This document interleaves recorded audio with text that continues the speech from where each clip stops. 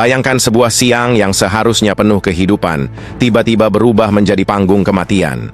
Langit Gaza yang biru mendadak dipenuhi asap, ribuan peluru berdesing, dan 500 tank baja merayap bagaikan monster haus darah, menghancurkan apapun yang dilaluinya. 20.000 pasukan Israel menyerbu tanpa ampun, menjadikan jalanan sempit Gaza lautan api dan teriakan. Namun yang mengejutkan dunia, pejuang Palestina bangkit dari reruntuhan.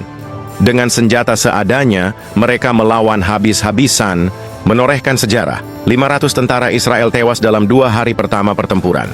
Tapi kemenangan kecil itu dibayar mahal, puluhan ribu rakyat Gaza bergelimpangan, tanah suci mereka berubah menjadi kuburan massal.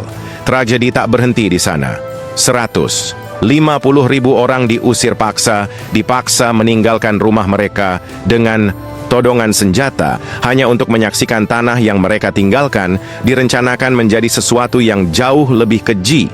Diskotek, kasino, dan pusat perjudian yang berdiri di atas darah dan air mata. Apakah dunia masih punya nurani, atau semua ini akan dikubur di balik propaganda dan diamnya media internasional?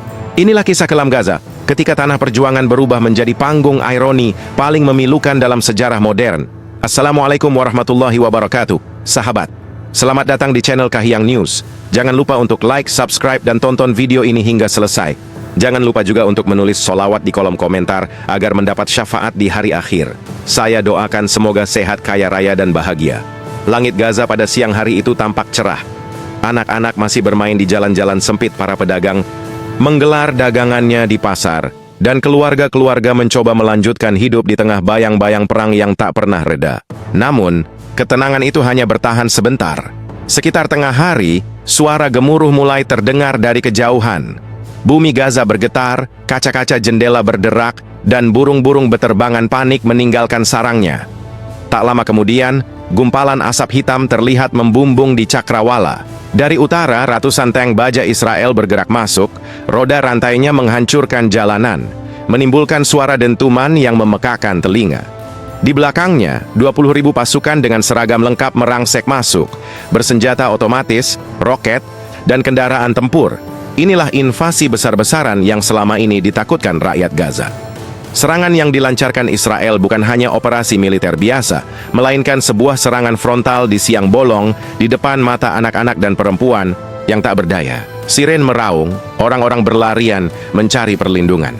Para ibu mendekap anak-anaknya, para lelaki berusaha menolong keluarga mereka masuk ke lorong-lorong sempit. Namun, tank-tank Israel maju tanpa ampun, meratakan apapun yang ada di hadapan mereka. Gedung-gedung runtuh, pasar-pasar terbakar, dan jalanan dipenuhi debu serta darah. Suara ledakan terdengar bersahut-sahutan. Rudal menghantam bangunan tempat tinggal, meninggalkan kawah besar dan serpihan puing. Dari pengeras suara masjid, suara takbir menggema, bercampur dengan jeritan manusia yang panik. Gaza, yang sudah lama terkepung, kini benar-benar menjadi neraka di siang hari. Seorang saksi mata, seorang pedagang berusia 50 tahun, bernama Hamdan, menceritakan bahwa ia melihat bagaimana tank-tank itu menghancurkan rumah tetangganya.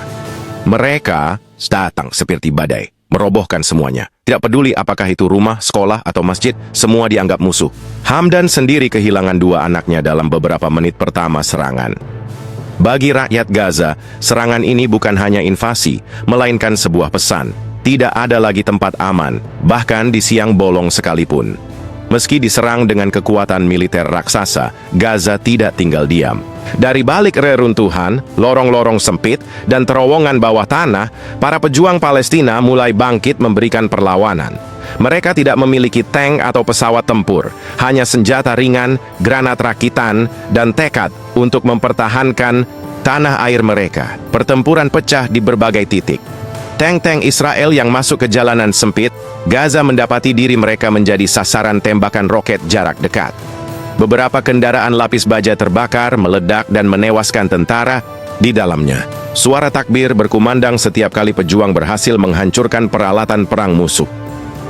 Israel yang awalnya percaya diri dengan kekuatan 20.000 tentaranya, ternyata dikejutkan oleh strategi gerilya yang diterapkan para pejuang Palestina. Dari atap rumah, lorong gelap hingga lubang sempit, mereka menyerang dengan cepat lalu menghilang. Serangan mendadak ini membuat pasukan Israel kehilangan koordinasi.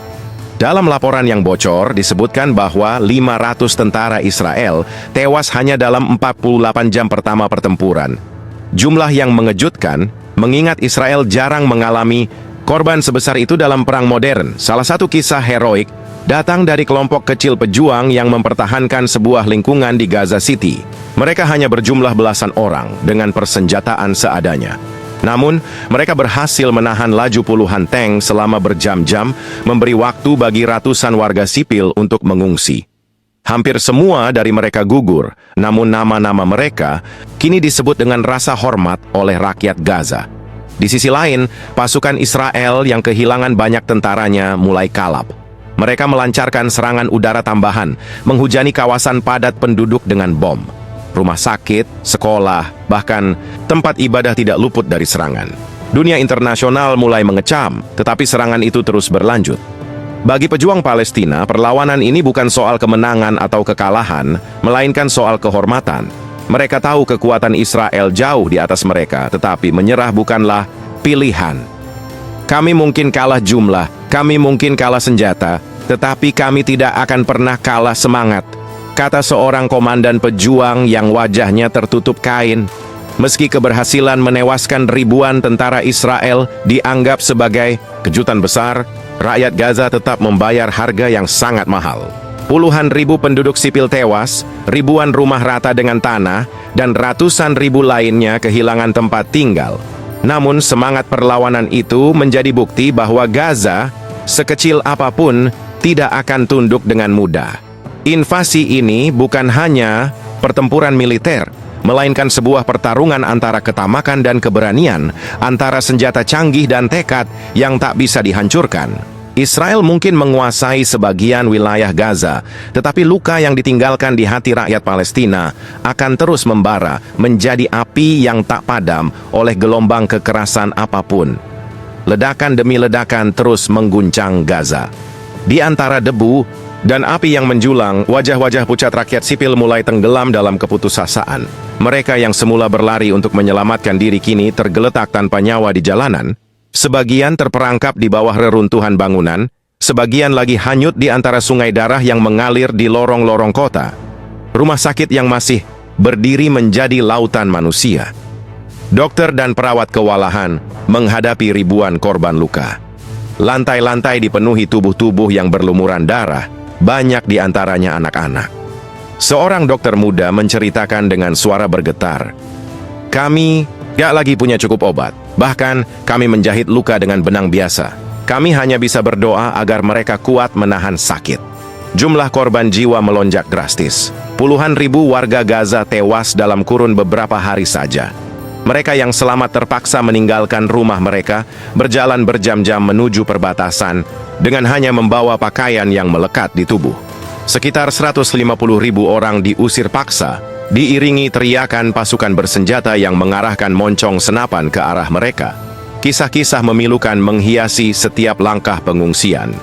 Seorang ibu muda menenteng jasad bayinya di gendongan kain, menolak untuk menguburnya sebelum menemukan tanah yang aman. Seorang anak lelaki, berusia 9 tahun, duduk terpaku di pinggir jalan, kehilangan seluruh keluarganya, hanya memegang bola sepak yang sudah kempis sebagai kenangan terakhir. Sementara itu, kamp-kamp pengungsi yang mendadak dipadati ribuan, orang berubah menjadi lautan tangisan dan penderitaan. Persediaan makanan habis dalam hitungan jam, air bersih tak lagi tersedia, dan penyakit mulai menjalar. Banyak yang meninggal bukan karena bom atau peluru, tetapi karena lapar, haus, dan luka yang tak sempat diobati. Di sisi lain, Israel mengumumkan kepada publiknya bahwa operasi mereka berhasil menekan kekuatan perlawanan. Namun kenyataan di lapangan berbicara lain. Penderitaan warga sipil menjadi pemandangan utama, sementara kemenangan militer hanyalah dalih untuk menutupi tragedi kemanusiaan yang sedang terjadi. Organisasi kemanusiaan internasional berulang kali meminta izin masuk untuk menyalurkan bantuan, namun pintu Gaza tetap terkunci. Seorang relawan asing yang berhasil masuk secara diam-diam menggambarkan situasi itu sebagai neraka paling nyata di bumi. Ia menyaksikan puluhan jasad diletakkan di satu lubang besar karena tak ada lagi waktu untuk pemakaman layak. Lebih menyakitkan lagi, sebagian besar media besar dunia memilih diam. Mereka melaporkan invasi ini hanya sebagai operasi keamanan atau konflik bersenjata tanpa menyinggung jumlah korban sipil yang sesungguhnya. Dunia seolah menutup mata terhadap lautan darah yang menggenang di Gaza. Beberapa minggu setelah debu pertempuran mereda, wajah asli dari rencana Israel mulai terlihat.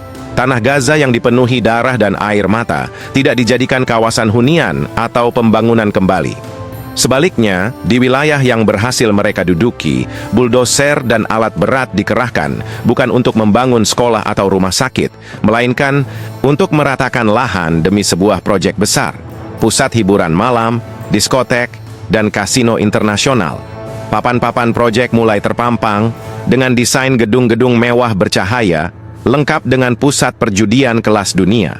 Ironi ini menusuk hati rakyat Palestina yang baru saja kehilangan tanah, keluarga, dan masa depan. Tanah suci yang selama ini menjadi saksi perjuangan justru direncanakan menjadi tempat pesta pora dan mabuk-mabukan. Seorang warga Gaza yang terusir dari rumahnya hanya bisa menatap dari kejauhan.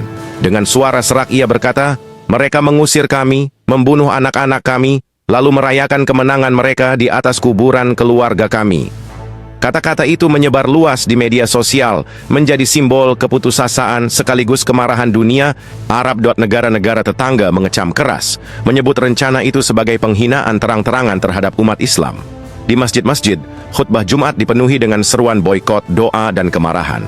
Ribuan orang turun ke jalan membawa poster berisi gambar Gaza sebelum dan sesudah pendudukan, membandingkan kehidupan yang hancur dengan proyek glamour yang akan dibangun di atasnya. Namun, dunia barat tetap bungkam. Beberapa media mencoba menutupi fakta ini dengan menyebut proyek tersebut sebagai revitalisasi ekonomi. Padahal semua orang tahu, revitalisasi itu dibayar dengan darah puluhan ribu jiwa yang tak berdosa. Bagi rakyat Palestina, kehilangan tanah bukan lagi hal baru. Tetapi melihat tanah leluhur mereka dijadikan tempat maksiat adalah luka baru yang lebih dalam. Rasa sakit itu bukan hanya karena mereka kehilangan rumah, tetapi juga karena kehormatan mereka diinjak-injak di hadapan dunia.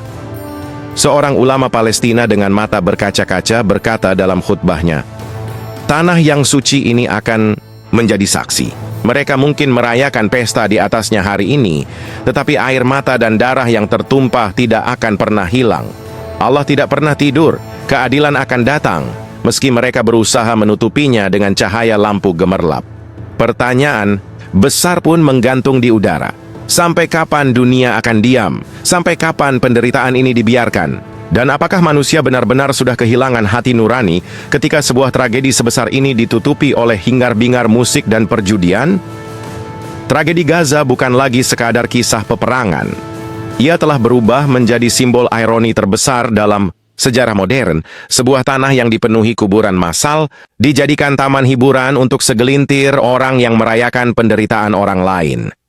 Dan di tengah semua itu, rakyat Gaza yang selamat hanya bisa terus berjalan, membawa luka, membawa kenangan, dan membawa keyakinan bahwa suatu hari sejarah akan mencatat. Mereka mungkin kalah senjata, tetapi mereka tidak pernah kalah martabat. Terima kasih bagi yang sudah like dan subscribe. Saya doakan semoga sehat, kaya raya dan bahagia. Wassalamualaikum warahmatullahi wabarakatuh.